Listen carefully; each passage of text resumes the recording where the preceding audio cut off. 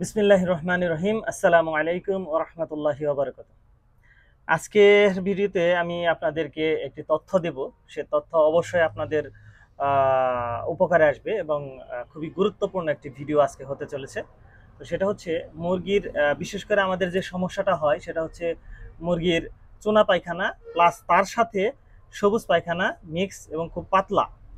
আর তার পাশাপাশি হচ্ছে আপনার শুধু চুনা পায়খানা।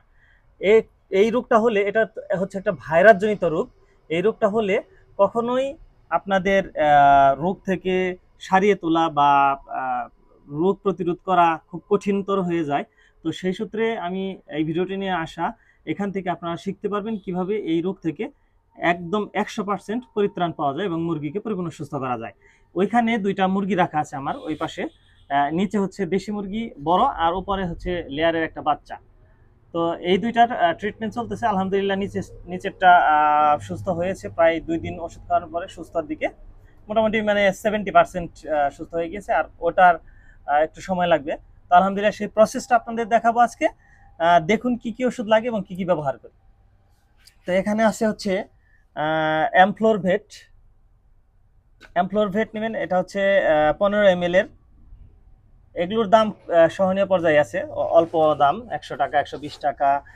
তারপর আরো ছোট ছোট প্যাকেজগুলো আছে 80 টাকা 20 টাকা 50 টাকা, বিভিন্ন ধরনের আছে।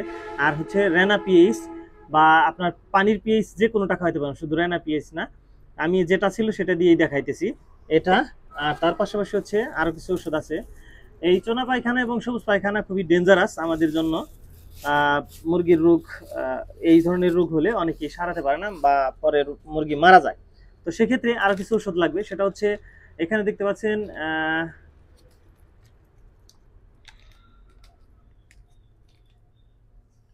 এই তো নিউএক্সেল ভেট। এটা হচ্ছে নিউমাইসিন সালফেট, এটার গ্রুপ নেম। এটা একটা খাওয়াবেন।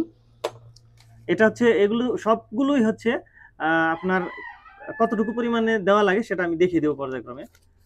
আর এটা হচ্ছে ফ্রাসি 12।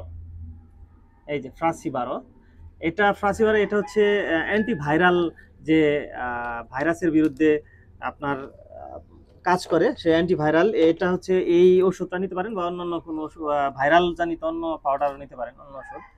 আর হচ্ছে মনোলোরিন, এখানে আছে মনোলোরিন।